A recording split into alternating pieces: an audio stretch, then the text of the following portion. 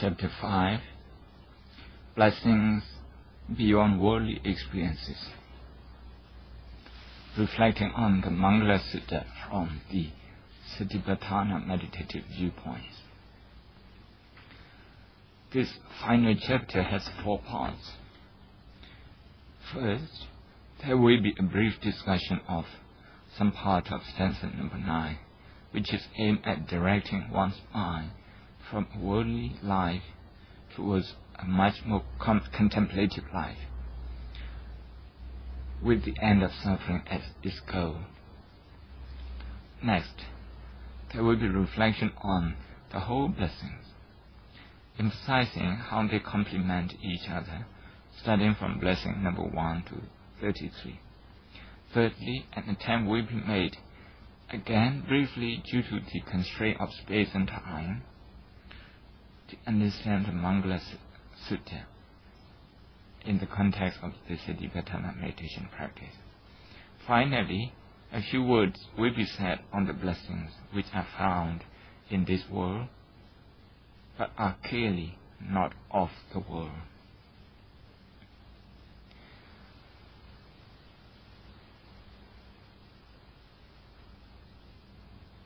Stanza number 9, from a worldly to a more contemplative life.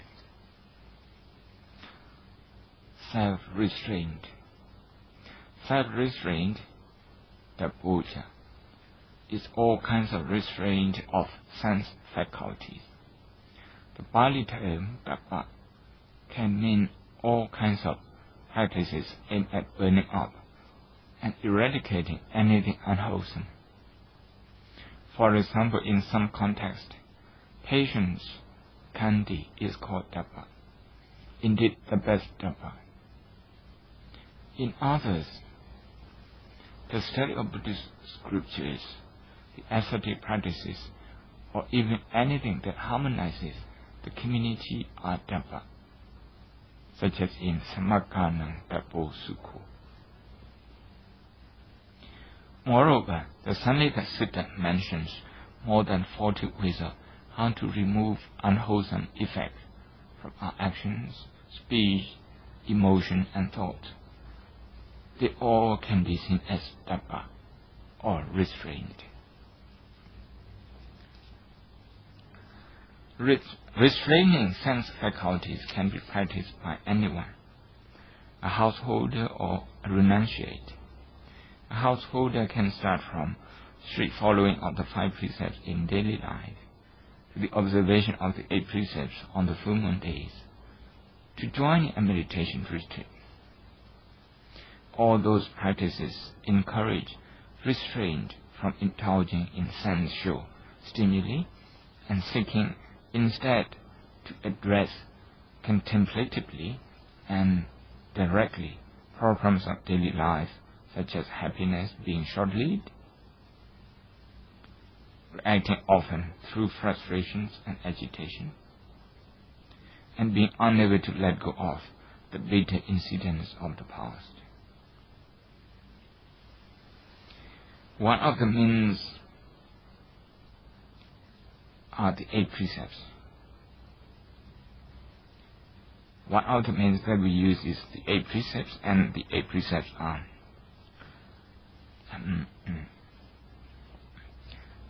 if we are to look at them in terms of do's and don'ts. In terms of don'ts, or something that you have to restrain, the 8 precepts are: number 1, causing harm, and to refrain from causing harm and violence. What you have to do is instead to cultivate compassionate action, speech, and thought. Number 2 of the 8 precepts is to restrain from stealing, to avoid from stealing. Instead, one should cultivate generosity and sharing.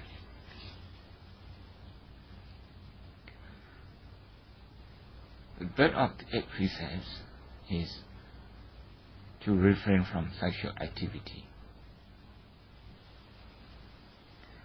Instead, one should channel energy towards purifying the mind. Number 4, to refrain from telling lies, harsh speech, gossip, and slandering. Instead, one should use truthful, pleasant, and harmonious speech. Number 5 of the 8 precepts is to refrain from intoxicants and drugs. Instead, one should practice mindfulness in daily life. Number 6 of the 8 precepts is to refrain from eating after midday. Instead, one should practice moderation of food consumption. Number 7 of the 8 precepts is to refrain from entertainments, decorative and cosmetic accessories. Instead, one should deal with restlessness and fear directly through mindfulness, and one should use simple dresses.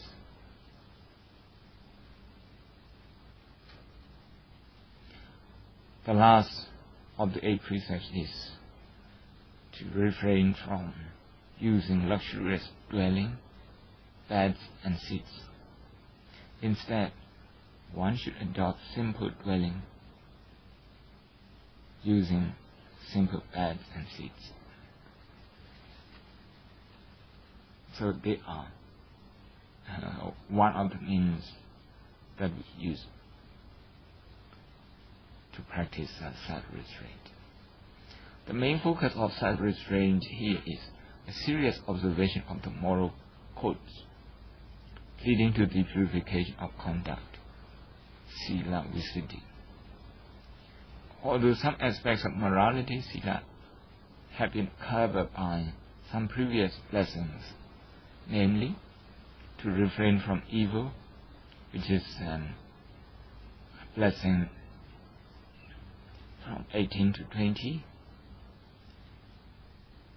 This self-restraint, tapoja, is more than refraining from what is immoral. Indeed, it's about living a simpler life, shunning worldly riches, and not reliance on sensual gratification for happiness. For a renunciate, such as monk or nun, is about the strict following of the monastic codes of conduct, vinaya, which means using some austere practices of moral rules to tackle greed, abhijja, and anger, domanassa, at a deeper level, and to purify the conduct at a much higher level than has been discussed in the preceding 30 aspects of blessing. In brief, self-restraint here focuses on the practice at a more vigorous level of the 3 ethical components of the Noble Eightfold Path, which are right speech, which is about avoiding harmful and useless speech, using instead harmonious and truthful one.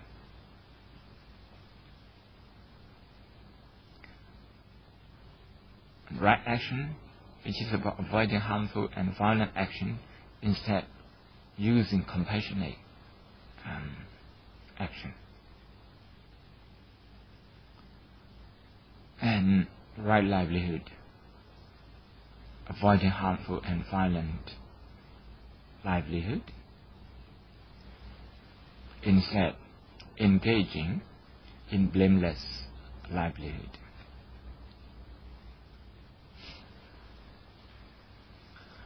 Holy life. Holy life is usually understood narrowly as celibacy, but it should be understood in a wider context here, as to philosophically include the practices that avoid two extremes of self-indulgence and self-mortification. In practice, this means strengthening self-restraint, sila, with a more vigorous meditative practice, samadhi, and intellectual transformation training, panya. In brief, it's about bringing together all the components of the Noble Eightfold Path, also known as the middle way. The three meditative factors of the Noble Eightfold Path are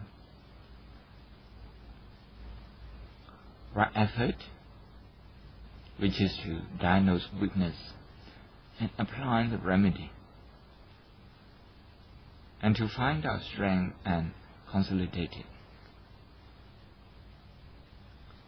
Right mindfulness, which is integrative awareness of body, sensation, and mind together with their nature. And right concentration, which is the ability of the mind to apply itself on one object, withstanding all distractions. Two parts that form intellectual transformative training are: number one, right view or right attitude, which is based on seeing life as being subject to change and with no lasting essence. And number two, right thinking, applying the right view on daily experiences in order to enable the mind to let go. So symbolically, holy life may denote being a celibate following the rules of religious order. However, in essence, it means following the whole Noble Eightfold Path, also known as the middle way, to purify the mind, citta visuddhi. These two blessings, number 31 and number 32, which is self-restraint and holy practices, are intended to help one to subdue the flames of greed and anger internally and externally. Internally through meditation, and externally through sila, moral practices, eradicating the roots of distress and suffering, and setting one on the direct path to nirvana.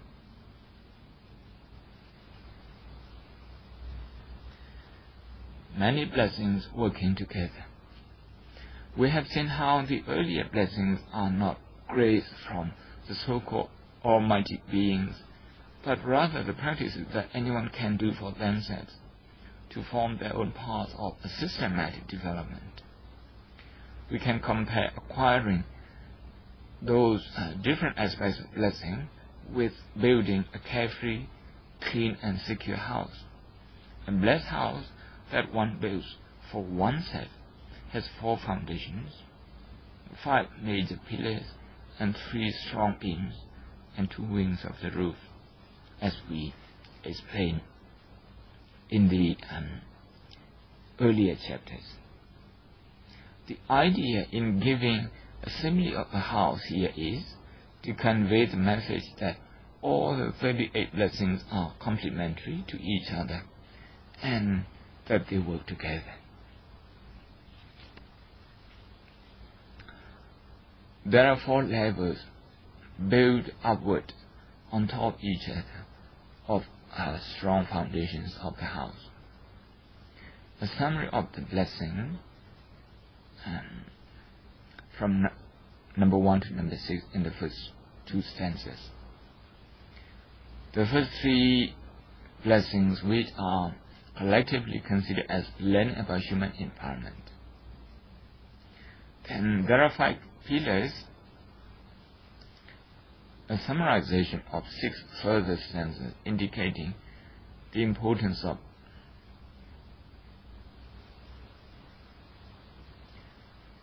knowledge development or education, family, social responsibility to the extended family and the wider society, ethical and moral development, and personal development. They are the 5 crucial issues that this sutta addresses for a possible happiest life on earth. To do well in all the 5 means one is more blessed than those who do well only in some of them. There are also 3 levels of being: mindfulness in the Dhamma, which is blessing number 21, to stabilize all the pillars; self-restraint, which is blessing number 31, and holy practices, blessing number 32, to raise the person to a higher level of blessing. 2 wings of the roof, or 2 layers of the roof, are the peak of all the blessing practices, which are the seeing of the Four Noble Truths, blessing number 33, and the realization of Nirvana, blessing number 34. Built in this manner, the house becomes solid, which is blessing number 35, carefree, blessing number 36, clean, blessing number 37, and secure, blessing number 38, for the practitioner to live in. So it's a house which is solid, carefree, clean, and secure. One can see that the stanza number 9 sets one on a higher path, requiring more vigorous effort and considerably a higher level of self-restraint than previously discussed in the stanza number 6, which is why it leads some to label self-restraint as renunciation.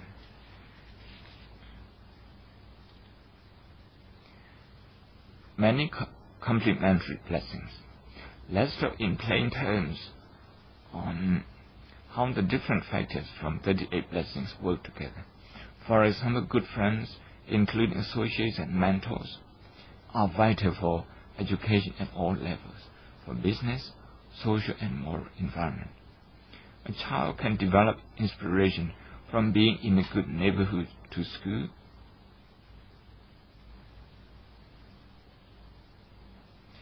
On the contrary, he can also grow into a person without aspiration if he happens to live in an environment where there is no inspiring role model.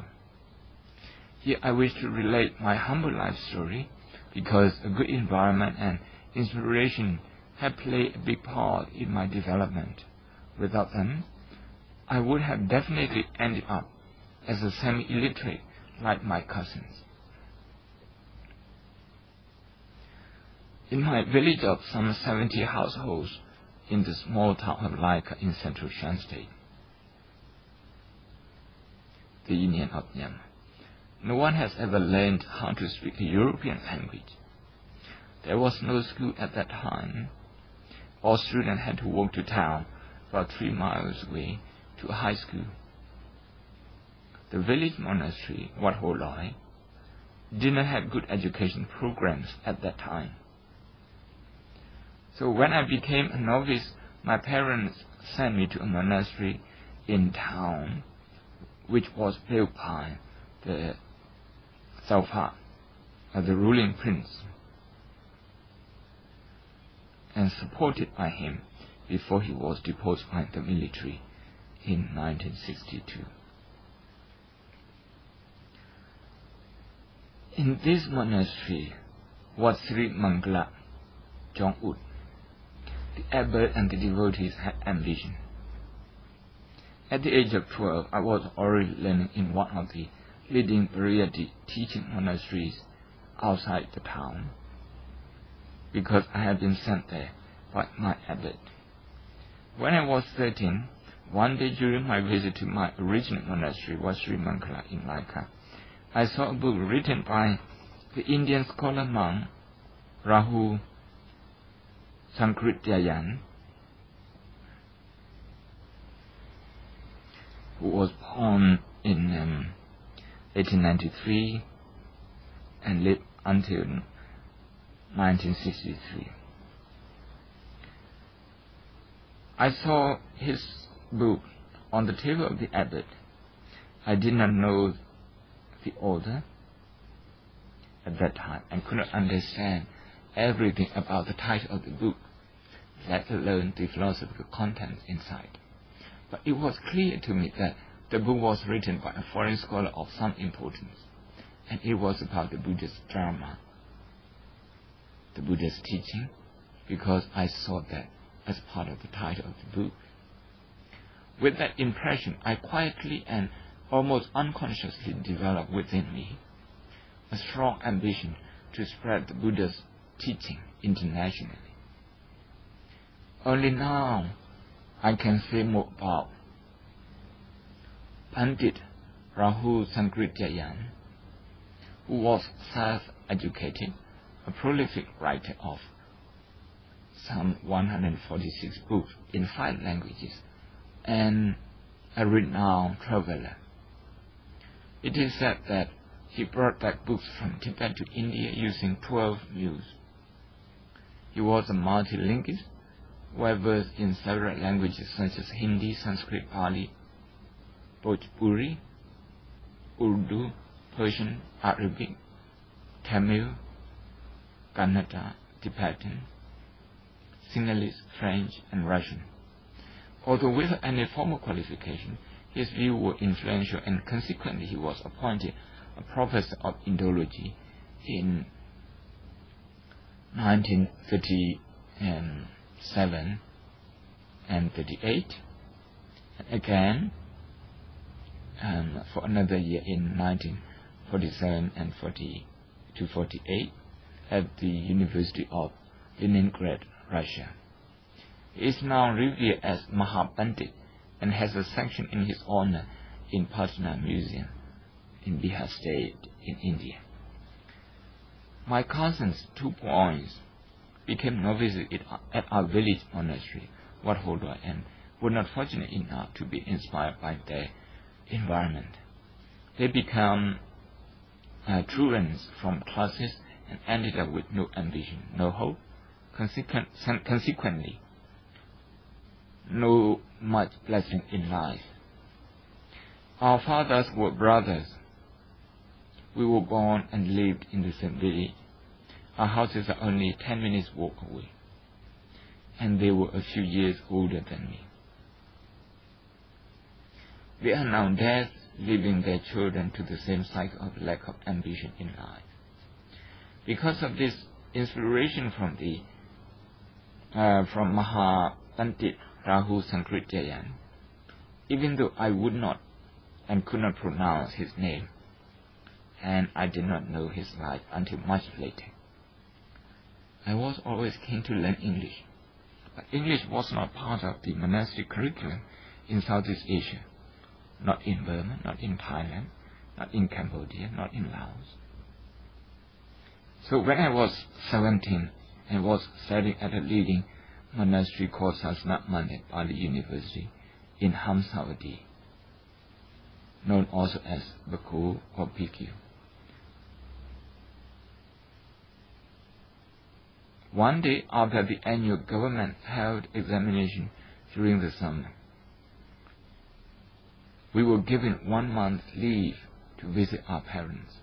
Instead of going back to see my parents, I spent the 1 month vacation time studying English. Secretly, I started learning ABC at 17 plus. I did the same for the next 2 years during the summer vacation. None of my monk teachers or parents knew of what I was doing. I did not inform them because I was afraid they would stop me studying English. The English language was considered in those days a distraction to the monks and novices. Some conservative abbots expelled monks and novices from their monasteries for studying English, which they considered a secular subject. My parents were not able to send me to international school.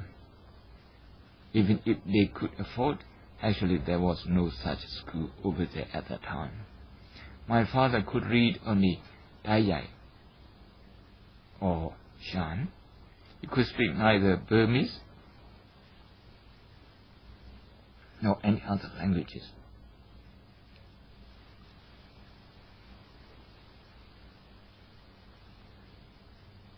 My mother spoke only Dayai or Shan, and was illiterate. They had no idea of how different schools were. For a living, my father made indigenous medicines, something he inherited from his forefathers. It was a modest living, like the teaching profession in those days. But his job was respectful, though not earning enough for the family. My mother used to sell fried tofu and tofu salad in the market to earn extra income for the family. Despite that meager income, they have afforded me the best human environments, both at home and monastery. Precisely it was in the monastery and in the form of inspiration that I got from Mahapandit Rahu Sankrityayan that led me to some leading monastic institution in the Union of Myanmar, and thereafter to Thailand and Sri Lanka, where I received 3 master's degrees in Buddhism and Pali from 2 universities. And the same inspiration and the same drive took me to apply to London, Cambridge and Oxford University, finally choosing to study and obtaining a doctorate degree in Buddhist philosophy from the University of Oxford. There are many inspiring stories in the world, far more colorful and fascinating than my own. Actually, mine is not colorful and is not fascinating at all. We will find in all those true life stories that the factors in the Mangla Sutta work together to uplift individuals and society. The blessing of good associate has brought me 3 other blessings to give me decent foundation of growth in life. I have benefited from good education I could ever hope for, learned from good role models from different nations and cultures, and have been fortunate to be able to strengthen those blessings with the direct practice of the Noble Eightfold Path under various teachers. Good friends and good environment are also important for meditation practice. Before the 1940s, practicing meditation would be difficult for lay people. There was no conducive environment for practice. There were no meditation centers and courses for laity like today. Lay people just did not talk about meditation. It seems only a few monks were engaged in meditation. So for lay people, there was hardly a chance to be inspired. But nowadays, there are so many meditation centers, not just in Thailand, Sri Lanka and Myanmar, but also in the West. It's easier to be inspired and get help to practice meditation. Here, for example, the 2 blessings, good friends, Pandithananja Sivana, and holy practices, Brahmacharya, work together in many places. And it's not difficult to find out that most of the regular meditators are people with decent education. It is said that in today's world, one of the criteria of being a developed society is to have 25% of its workforce as university graduate. So be it in the temporal or religious sphere, knowledge development is important everywhere. This is to say that the 4 blessings on education, blessing number 7 to 10, and the holy practices, Tapoja, Brahmacharya, especially Brahmacharya, are complementary to each other. And with a supportive family and a decent means of income, which is blessing number 11 to 13, one is able to afford more time and meditation as well. A supportive social environment, which is blessing number 14 to 16, is also necessary because without the support from the society at large, blessing number 14 to 17, it's not possible to maintain and expand meditation center and the programs that we have witnessed today. Moral practices, which is explained in blessing number 18 to 21, are directly complementary to meditation practices. Otherwise, without pure conduct, one cannot face one's own mind directly, and one will be haunted by guilt, anxiety, and greed. Furthermore, the pleasant personality factors, as explained in blessing number 22 to 30, are very helpful for meditation progress, and those qualities are indeed advanced by mindfulness meditation and metta meditation. Those personality development factors are about working on specific weaknesses that we have as human beings. The same principle applies in other areas of life and work, be it business, commerce, politics, academics, arts, civil service, or other forms of pursuit in life. From the beginning of time, people have been migrating in order to find a place more blessed than where they currently are.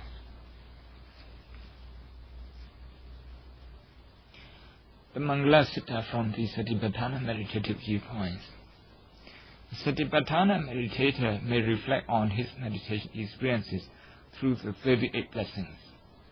For a start, we have already discussed how conducive environment, that is blessing number 1 to 6, sound education, blessing number 7 to 10, and supportive social background are an enormous help to the meditation practice. Lack of those blessings, one may face more difficulties in getting started the meditation practice itself. I remember a friend telling me why I should not go and practice meditation in a meditation center, because I have already studied the necessary Pali scriptures myself. He might have considered my going to study under a meditation teacher as a blow to the pride of scholar monks, Gantatura. With that problem overcome, I was then discouraged by fellow meditators studying under the same teacher not to go and study under other teachers. In some of the meditation centers, Dhamma books, except those by their teachers, are banned, perhaps to prevent people from being unnecessarily confused before they can handle different opinions. But to bar your students from exploring the available Dhamma treasures in CDs and books in the long run seems very unkind and unwise. Again, with the second problem behind me, during one of the retreats, I was listening to one of the rotating preachers, Dhammakatika, talking about past marriage and gender, without relating his discussion to our meditation practice. Those experiences convinced me how important for a meditator to have good and broad-minded friends and teachers. During the meditation retreat, lay people usually observe the 8 precepts, so the blessings related to moral development found in blessing number 18 to 21 are secured. The culture of a meditation retreat encourages the practice of respect and humility. At the same time, one also has more opportunity to listen and discuss the Dhamma during the retreat. As a beginner, one usually endures more physical discomfort, such as pain, pins and needles.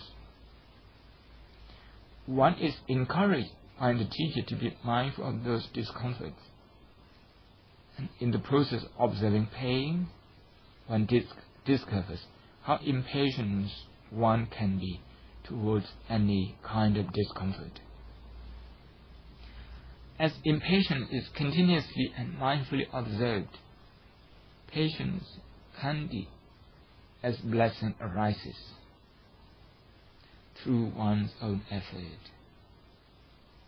The more hours one accomplishes, the more endurance one develops for physical discomfort. In the same process, one also discovers how agitation and anger arise as a reaction towards anything one dislikes. Those reactions make the mind wander and restless. One often feels like opening the eyes and giving it up. Just imagine someone often swallowing saliva next to you in a quiet sitting session. You will feel disturbed. You will be more disturbed if the person next to you often sips his tea or water when you are contemplating calmly on your breath, not to mention the ring of his iPhone. However, the group support that we get from a retreat helps us get through many physically and mentally uncomfortable sessions. This is the main reason we want to join a retreat. Proper explanations by the teacher about our experiences during either the individual interview or Dhamma talk also help us to understand the process of those reactions. Consequently, we develop more patience, find it easier to sit longer, observing both pains and thoughts. A patient mind, Kandi, is receptive, sutta, which further encourages one to approach more teachers and practitioners for guidance.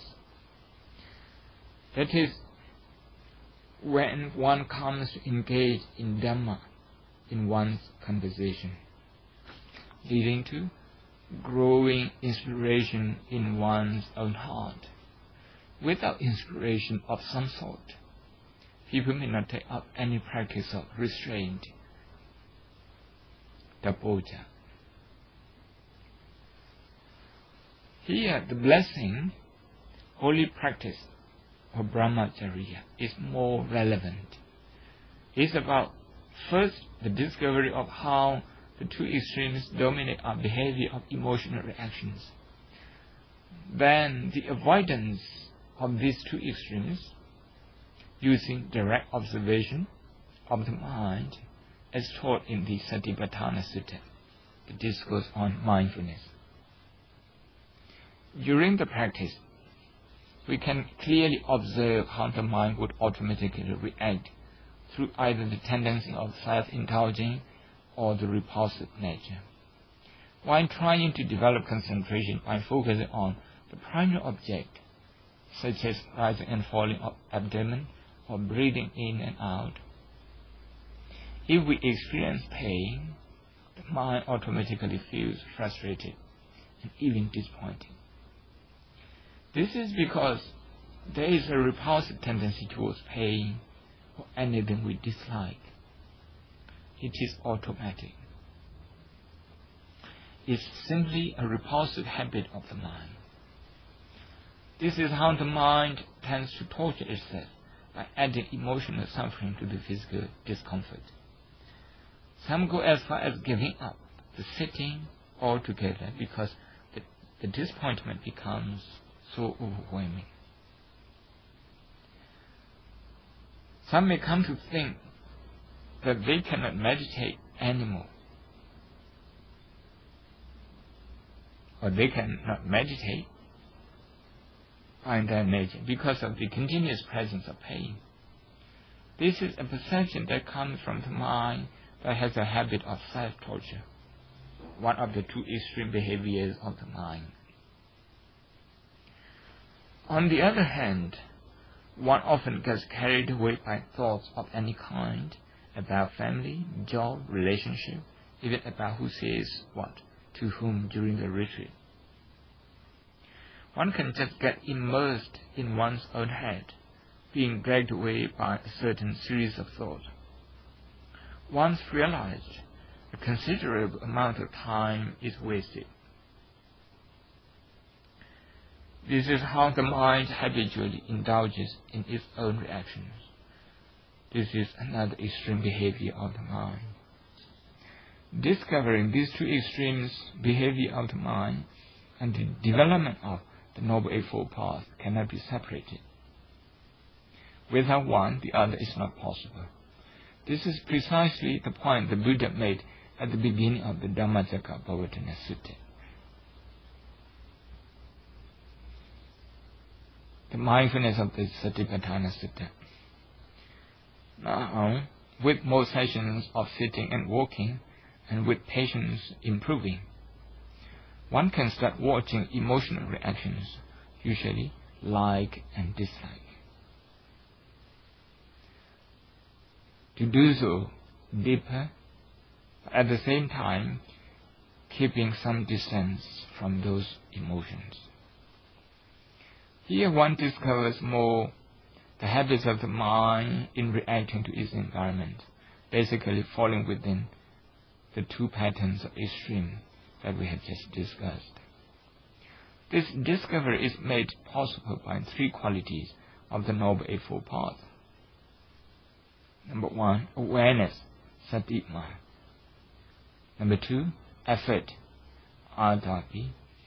And number three, some degree of understanding, Sambhajano. That is why in the Satipatthana Sutta, the discourse on the foundation of mindfulness, there is one phrase that is repeated many times. Adapi Sambhajano Satipat.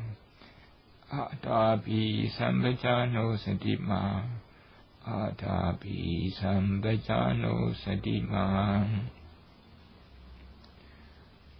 Adapi in the Satipatthana Sutta is about the right effort.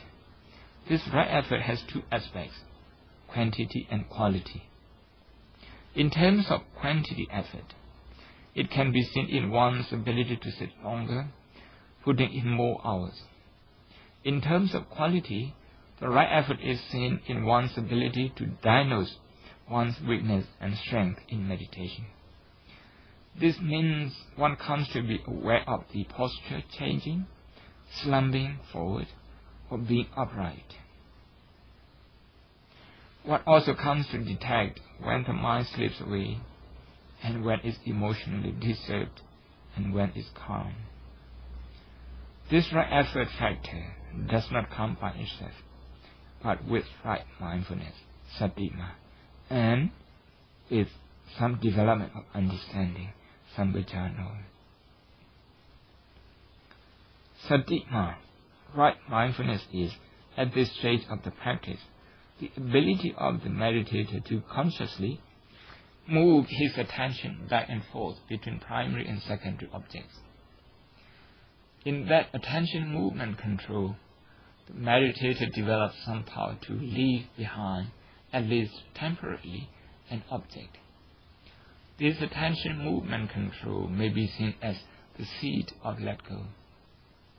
At the same time, the meditator is also reining in the mental habit that tends to automatically suppress anything painful and agitating. Sambhajano, understanding, here means the understanding of how the mind relates to its objects, which is being observed, such as breathing, pain, thought, emotions, and perception. Mainly is the understanding of how the mind relates and reacts to the object of contemplation. As we had discussed earlier, the mind reacts through like and dislike, through indulgence and repulsions. Combined together, these three factors, right effort, right mindfulness, and right understanding, offer us the kind of mindfulness, sati, as envisaged by the Buddha in the Satipatthana Sutta. This quality, mindfulness, is different from simple awareness, where one is aware of, say, the presence of pain. This mindfulness, strengthened by the right effort and some degree of understanding, helps us explore and discover the problems within the process of our conscious mind. With each discovery of the behavior of the mind, one puts in more effort in applying mindfulness to remedy that particular behavior. For example, one starts observing frustration and impatience, or even restlessness, whenever there is an increased physical discomfort present. Frustrations, impatience, and restlessness, like other negative emotions, are our weakness, akusala. To be able to see the presence of those negative emotions in one's conscious mind in itself greatly helps the sitting to get easier. This is how we can sit longer and longer with each session passed.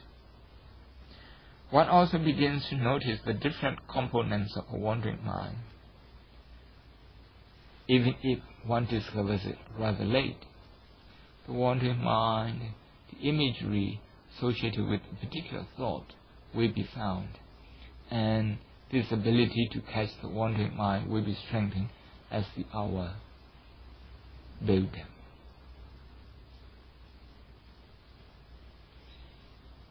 Non-judgmental mindfulness. As we discover more of the behaviors, such as the two extreme patterns of our mind, we need to apply one particular discipline in observation, that is, non-judgmental mindfulness. Because as we discover ourselves in those reactions, we will be disappointed and hate to see ourselves in those negative lights. Or we may also get caught in our self-affirmative thoughts. In order to deal with this problem, the Buddha in the Citta-nupassana section of the Satipat sutta instructs meditators that angry mind and non-angry mind be observed in the same way. That lustful thought and non-lustful thoughts are considered the same at this point. This non-judgmental mindfulness is popular with cognitive psychology today. In some traditional vipassana practices, this non-judgmental mindfulness seems not to have been made clear, if not ignored totally. This is understandable because this non-judgmental nature of mindfulness, as demonstrated in the contemplation of the behaviors of the mind in the Satipat sutta, can be regarded as contradictory to Buddhist meditation based on one perception, sanya. Some well-established and popular Buddhist meditations are based on seeing the experience, such as impermanence, anicca sanya, suffering, dukkha sanya, non-self, anatta sanya. Clearer for the beginners is the instruction to see the body as disgusting, asutta sanya. In this kind of perception, sanya-based meditation, the meditator switches the mind from a lustful thought to a loathsome thought. If one keeps switching one thought from an unwholesome one to a wholesome thought repeatedly, one is able to internalize detachment. This is how the Buddha recounts his experiences in removing distracting thoughts as found in the Vitaka-sandana sutta of the Majjhima Nikaya. This is also the instruction, for example, what the Venerable Ananda gave to Venerable Wangisa to dispel the lustful thought of the latter while on an alms round in the morning. From the very beginning, the approach of this type of meditation is to use some degree of concentration and then make some effort to direct the mind to a sanya-based contemplation. From the start, this meditation approach involves some judgment that this body is loathsome, asubha sanya, and is not mine, anatta sanya. If one employs this sanya-based meditation, a perception-based meditation, too early in the Satipatthana vipassana meditation, one is likely to miss the point in the importance of non-judgmental mindfulness. Instead, one may rely on the perception-based perception-based approach. The perception-based approach in dealing with undesirable thoughts. This can work perfectly if one is in a suitable environment for this approach, meaning in a monastic and solitary environment. However, the approach in the Cittanupassana section of the Satipatthana Sutta is not to make that kind of judgment before one is able to see the two extreme behaviors of the mind, and before one is sufficiently mindful to see the arising and disappearing of thoughts. It's a different approach, one that is based on non-judgmental mindfulness. Buddhism is in this respect rich in that it teaches various ways of mind training. Non-judgmental mindfulness, once firmly established, helps one to see clearly the two extremes in our emotional behavior and put us on different paths. This non-judgmental mindfulness helps one to weaken and eradicate automatic behavior of the mind. An automatic reaction in the mind often operates through the attachment. If one's mind is attached to an accident, usually that happens because automatically, with the mind spinning around the unfortunate incident, churning out lots of agitated and fearful thoughts without control.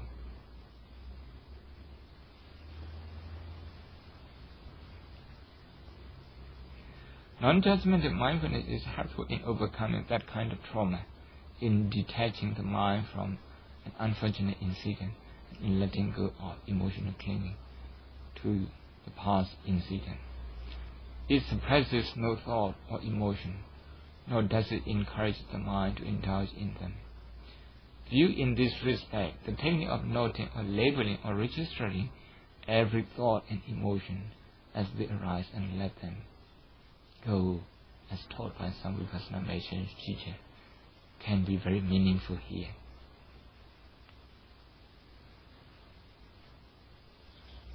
The two bases of extreme emotional behaviors as emphasized in the Satipatthana Sutta are in Pali, Abhijja and Domanassa. Abhijja literally means covetousness, greediness, acquisitiveness, jealousy, and envy. These are all about the mind in clinging towards indulgence. Domanassa, on the other hand, literally means sadness, grief, irritation, agitation, anger, and grudge. It's about all repulsive emotion. That is why another passage, Vinaya Loke Abhijja Domanassa, is very important in the Satipatthana meditation. It may be translated as having tamed the mind of covetousness and discontent with regards to the world, which means it's necessary to weaken to a considerable extent the 5 hindrances, namely sensual desires, anger or ill will, sloth, torpor, or boredom, restlessness and worry, and doubt. These hindrances are represented by Abhijja and Domanassa in the Satipatthana Sutta. With Abhijja and Domanassa subdued, the meditation now has a sufficiently trained heart and mind to do metta bhavana, to increase compassion. The use of the word Brahma plus Jariya here should remind us of the importance of 4 qualities of heart: loving kindness, metta, compassion, with the heart that experiences problem or pain, karuna, and joy when things are going well, mudita, and a balanced emotion between suffering and happiness, upekkha.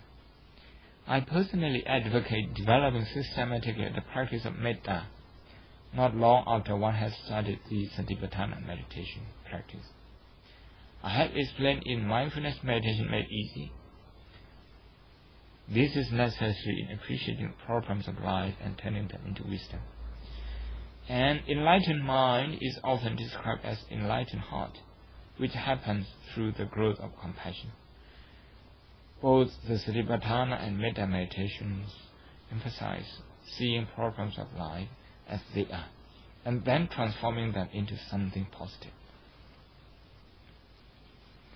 It may be said here that in the Mangla Sutta, all the blessing factors are all represented in two blessings: restraint, Tapoja, and holy practice, Brahmacharya. It should be noticed here that I have attempted to explain those two blessings in the light of the Satipatthana meditation practice, and I'm sure they can be viewed from other viewpoints as well. No matter which way one views it, it's no doubt that these two blessings represent a state where one takes the mind development much more seriously.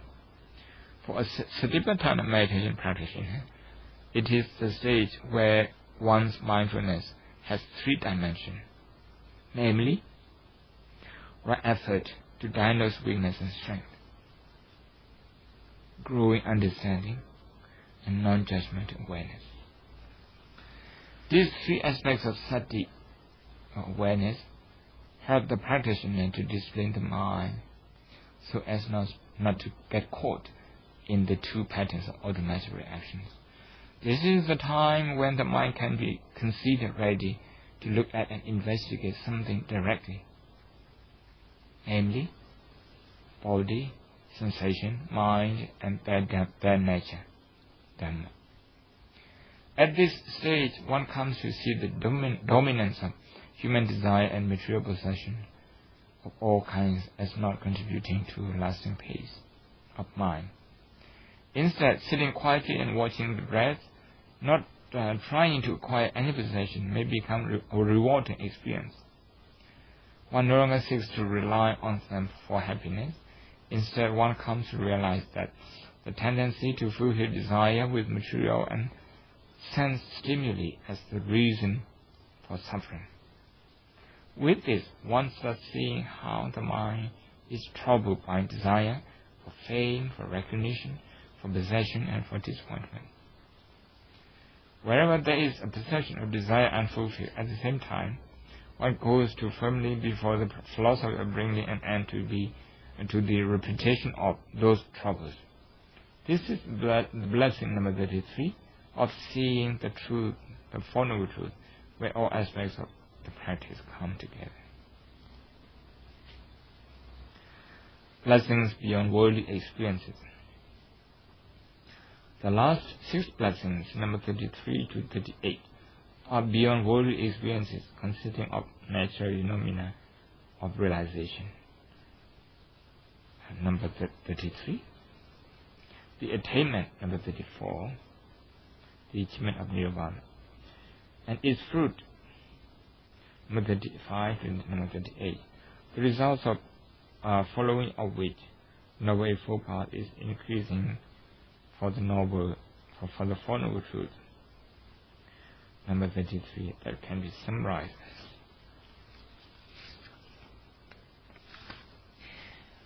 as accepting intellectually, psychologically, and intuitively that suffering really exists, removing ignorance and clinging that produce suffering and produce and sustain suffering, putting an end to this cycle of suffering, subsequently bringing together the 8 qualities of the Noble Eightfold Path.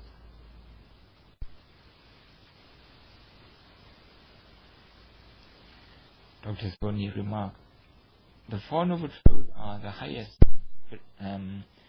factual description of experience during life. They can constitute the unique and vital discovery made by the Buddha himself, which was announced by him in his very first discourse. Some factors of the Noble Eightfold Path have been practically accumulated through previous blessings from number 1 to number 30. And they can be brought together in the number 31 to 32, coming in the presence, culminating in the picking together of the whole 8 constituents at number 33, in seeing the truth.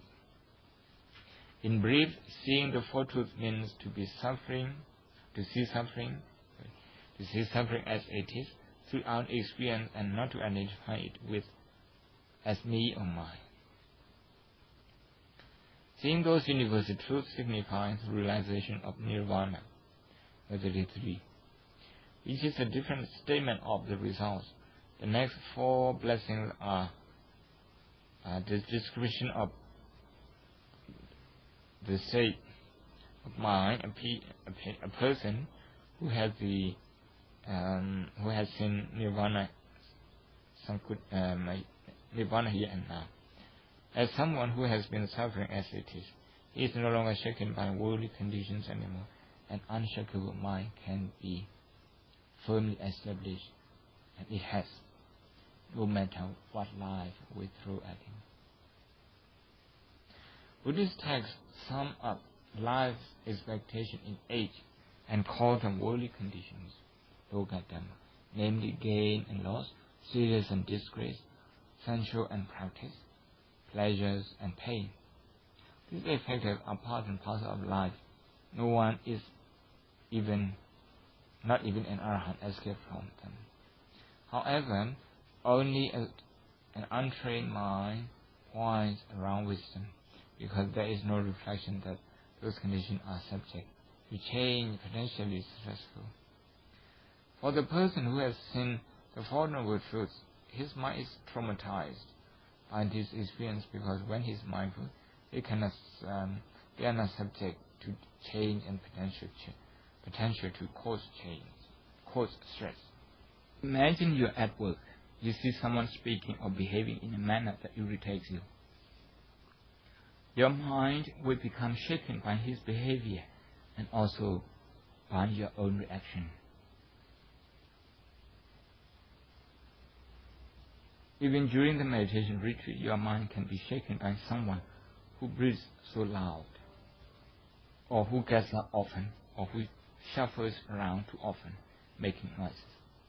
Sometimes your mind is shaken by seeing someone following a different meditation method from your own.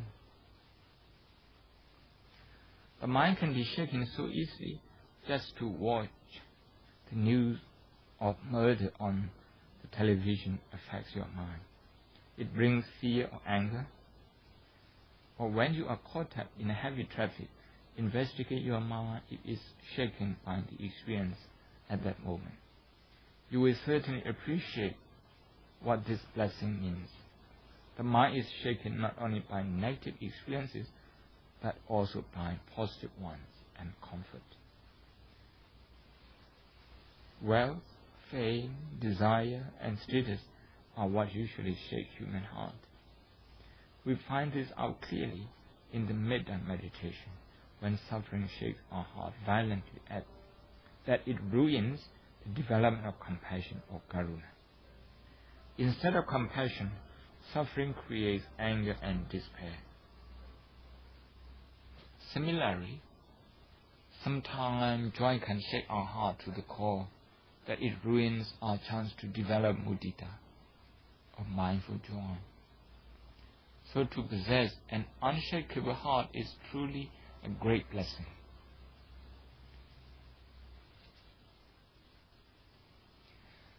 Not only arahant. Here, although many learned authors, for example, the Venerable Thamvisutti Kavi,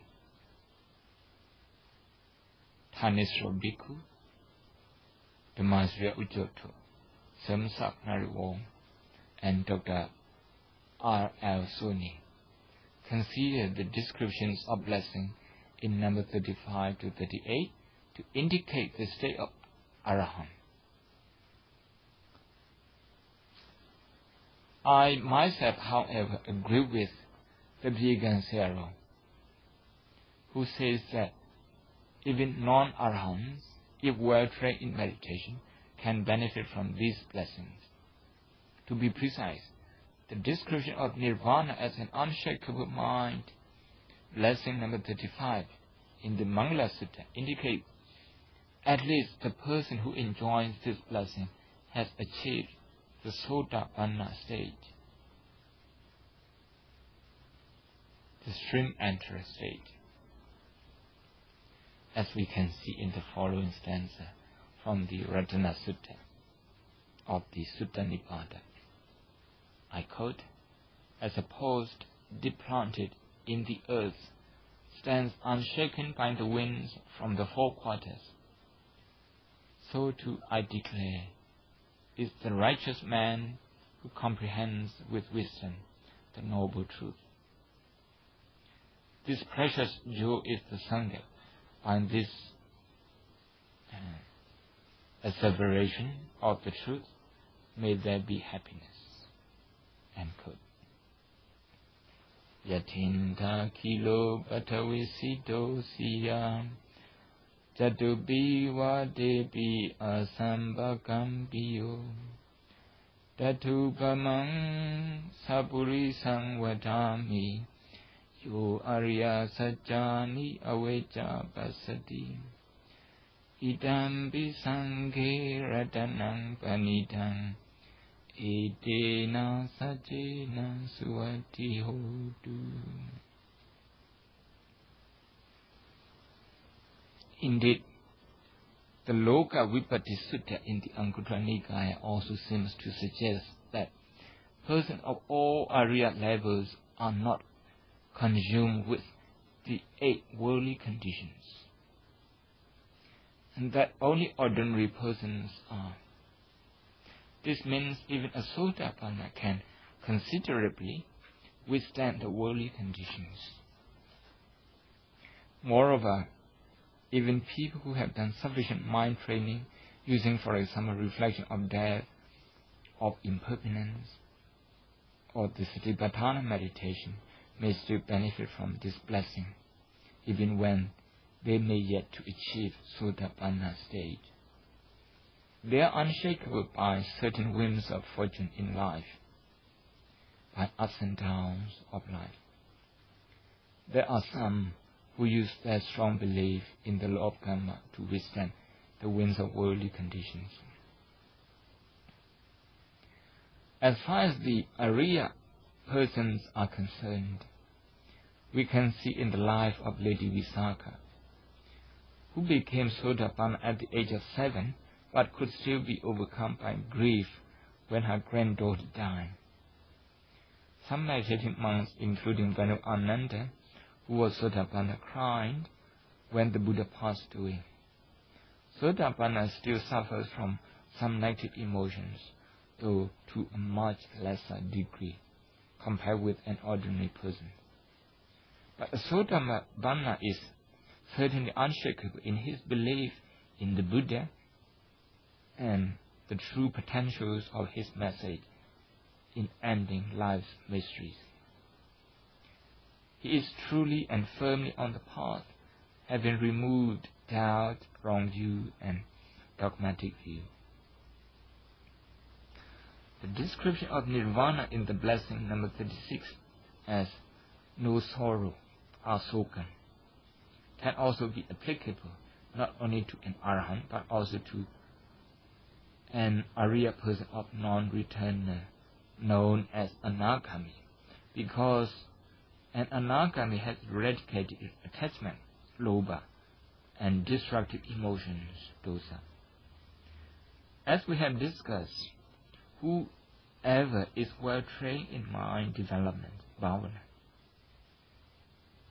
he or she can also benefit to a certain extent from this blessing, even if they are yet to become Sotapanna. The blessing number 37 is to achieve stainless or spotless heart, virata. Depending on what we take to mean the stain or spot here, it can be from Sotapanna to Arahant. In the Dhammacakkappavattana Sutta, Venerable Kondanya Sotapat achievement is spoken of as having stainless or spotless Dhamma eye.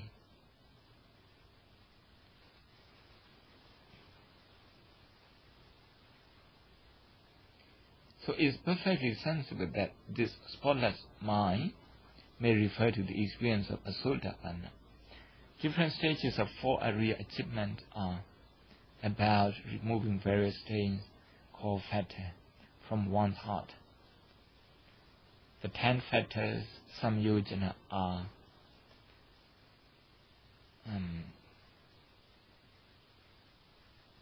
divided into 3 groups. In Group 1, believe in the permanence of personality, Sakaya Ditti, doubt in the Buddha and his teaching, Vijikitsa, clinging to rituals and superstition, Silapata Paramasa. These are removed by Sotapanna. Group number 2, craving for sensual enjoyment, Kamaraga, ill will, Vyabhata or Badiga, craving for existence in fine material worlds, Ruparaga.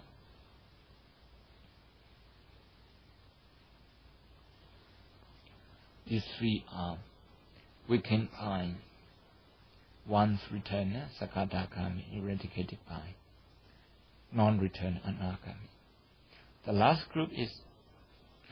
group consists of craving for existence in worlds without material form, Aruparaga, and conceit, Mana, restlessness, Uddhacca, and ignorance, Avijja. They are eradicated when one achieves Arahant state. 3 kinds of fetters in the first group are removed by, as we had just mentioned, stream enterer Sotapanna. And in Group B, popularly known as Lobha, attachment, dosa, anger, are weakened by one's returner, Sakadagami, and totally eradicated by Anagami, non-returner. In fact, Sakadagami also weakens delusion. The stains, the spots, the dirts in Group 3 are totally overcome only by Arahant. Therefore, this blessing of possessing a stainless heart definitely refers to the experience of an Arya person with an Arahant at the highest level, having cleansed all the stains, usually summarized as greed, hatred, and delusion. The last blessing number 38, is a completely secure mind, no matter what's going on around us. This is the state of total fearlessness. An Arahant is emotionally perfectly secure here and now, because in his heart and mind, all the stains which are the causes of shaken emotions have been uprooted. An Arahant is also secure from the torment of repeated rebirth, because he has put an end to all forms of desire, as described in the Ratana Sutta.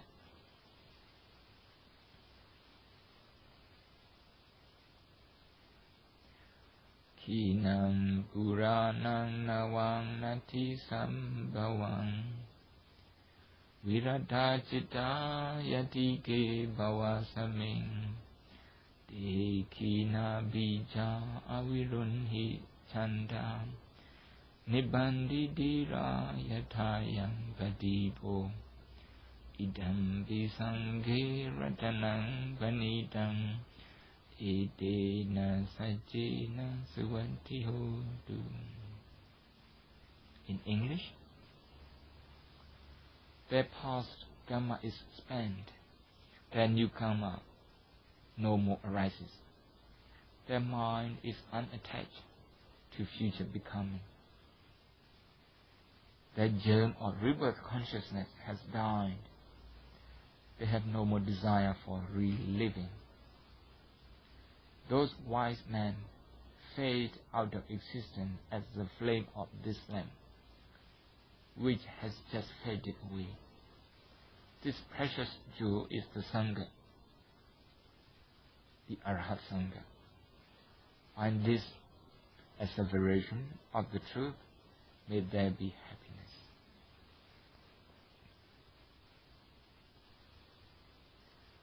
Endowed with these 38 blessings, one cannot be defeated in any aspect of life. Sabbata maparajita. But he or she is victorious and happy everywhere. Just as the lotus flower once grown above the water is not stained by the muddy water anymore. It needs not fear the stain of the mud anymore. In fact, if at all, the lotus has all the reason to be grateful to the muddy water for its support. Without the support of the muddy water, the lotus cannot exist. But instead of running away from the muddy water, the lotus is living in harmony with it. But at the same time, the lotus also remains unattached, unaffected, and therefore free.